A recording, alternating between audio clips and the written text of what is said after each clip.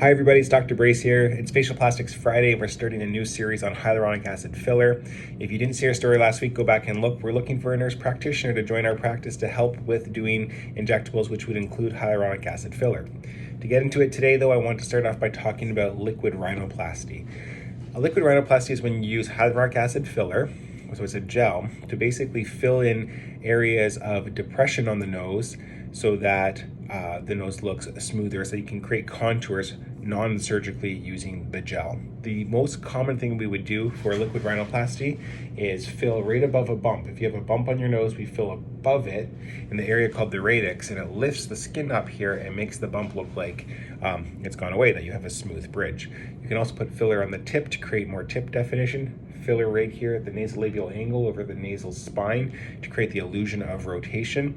You can put filler along the rim of the nose, and that can create a flattening of the alar margin. So if you have a notched ala, you can make that look straighter and more supported using hyaluronic acid. And so I wanted to show an example here. This is a lady who has given me permission to show these pictures, but she had a rhinoplasty where her bridge was over resected, meaning too much of the cartilage in the bridge was removed. This was done a few years ago by another surgeon, not me, but she came in unwilling and unable to have surgery at this time, but wanting to change the way her nose looks. And so you can see that I have put filler along the bridge of her nose just below her tip to make her super tip depression, the little dip behind the tip, less severe, less exaggerated, to give her a more natural looking nose. I also placed some at the base of her nose to give the illusion of slight rotation. And that's a very simple in-office thing that you can do to help someone's nose look better.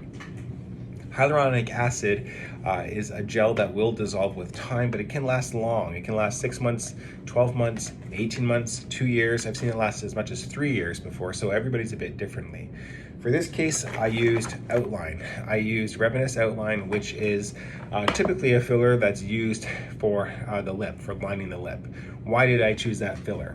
Well, if you look at hyaluronic acid fillers, they're all graded on different properties, and one of the main properties they are graded on is the size of the molecule, the hyaluronic acid beads or the gels, the amount of cross-linking, their stiffness, and something called the G primes. That's basically their lifting power, their stiffness.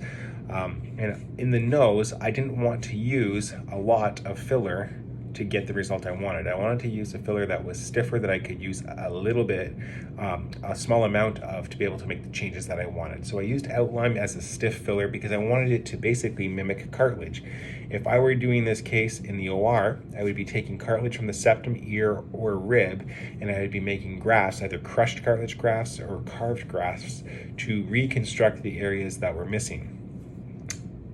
Doing a liquid rhinoplasty, I would approach the same way. I'm going to use the firmer gel to create grafts or create areas that I want to build up to be able to create the change in the shape of the nose that you want to see.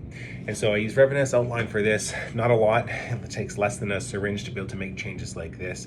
And what we do when we put the filler in for a liquid rhinoplasty is it goes in the plane below the skin, below the nasal smash, which is the layer that has the muscles in the nose, directly on top of the cartilage in the plane that we'd normally elevate the skin in a rhinoplasty. So there is a little bit of a feel to it. You have to get it in the right spot.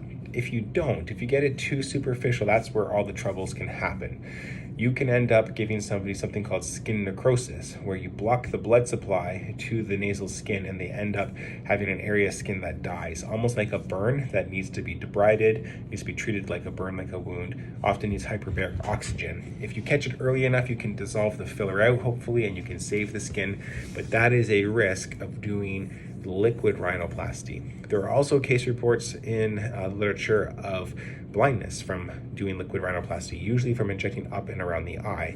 If you get into a blood vessel and that filler propagates backwards in the circulation, it can block the outflow of the eye, the veins usually, and that can cause damage to the retina, and that can cause blindness. And so this is not something that you would do if you are not an expert, and it's not something you would do if you don't have the ability and the means and the tools to manage a complication.